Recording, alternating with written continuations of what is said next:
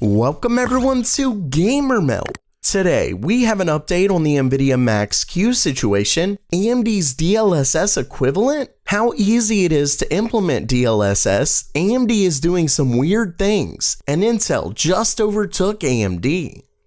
Okay, it's news time, and first up for today, we have an update on the recent story I covered regarding Nvidia's RTX 3000 laptops.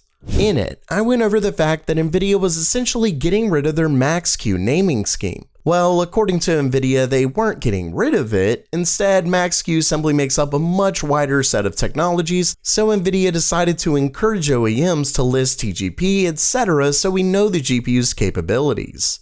The issue then was that a suggestion from Nvidia doesn't guarantee it. All OEMs have to do is ignore this, and users won't know which GPU they're buying.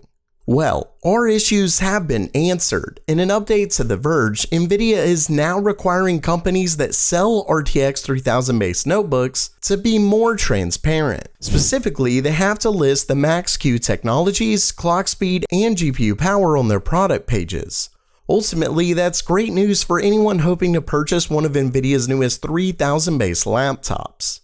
Hopefully OEMs will update their pages soon, and I definitely wouldn't suggest buying a laptop without knowing those specs.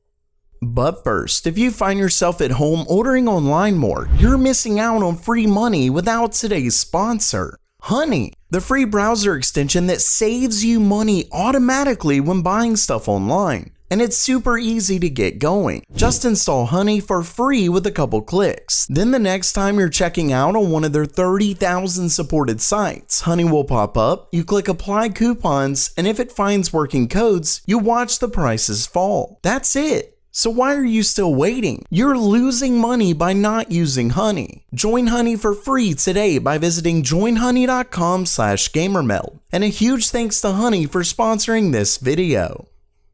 Next up for today, AMD recently filed a new patent that's pretty exciting for the future of their GPUs. In the patent, it describes a machine learning accelerator chiplet. The reason that's interesting is because it would be paired with a GPU, like say an RDNA 3 based part, which would give it machine learning capabilities.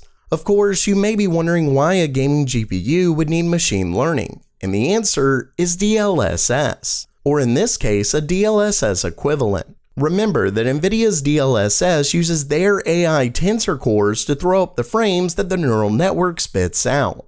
At the end of the day, AMD will likely need something similar to challenge Nvidia's DLSS.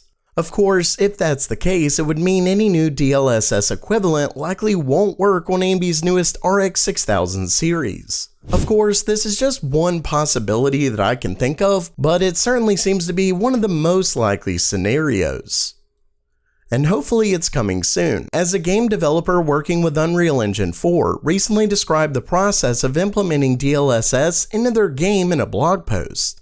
As you can see, there's really only a few steps. Getting an app ID from Nvidia, compiling the project with UE4 RTX branch, add a few new lines of code, and that looks to be about it. As for the results, when compared to TXAA, DLSS got between a 60 and 180% performance improvement. Of course, it's still good to note that DLSS 2.0 is ultimately upscaling from a much lower resolution. Sure, it's reconstructed with AI, so it isn't your typical upscaling technique, but that's still ultimately what it is, and there are still some issues. At the end of the day, though, a big boost in performance for some fairly minor graphical issues seems to be worth it. Hopefully, AMD has their equivalent out soon.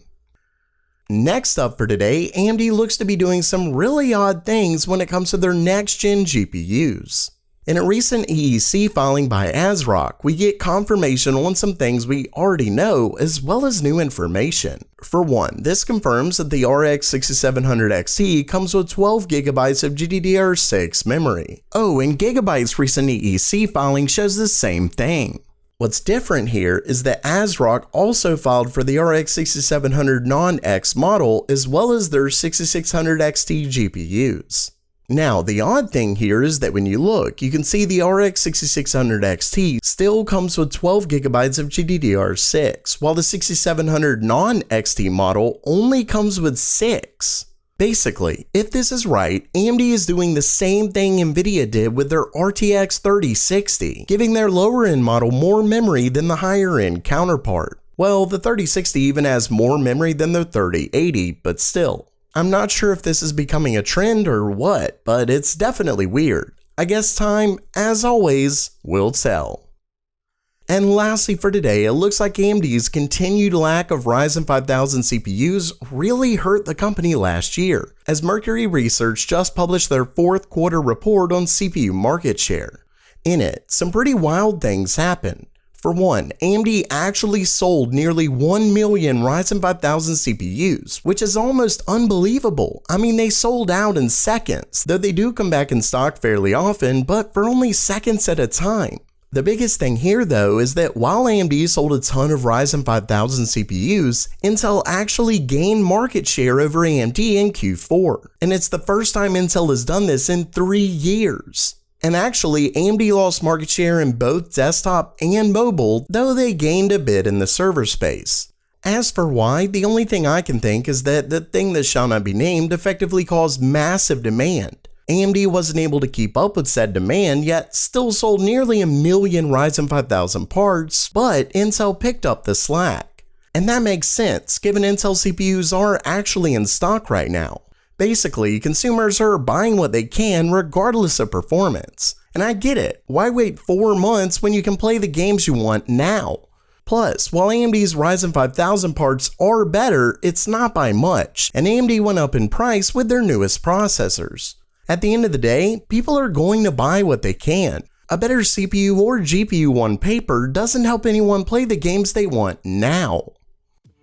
So while that does it for today, are you surprised by AMD's loss of market share? Let me know down in the comments below. And if you liked the video, please subscribe. And as always, have a great day.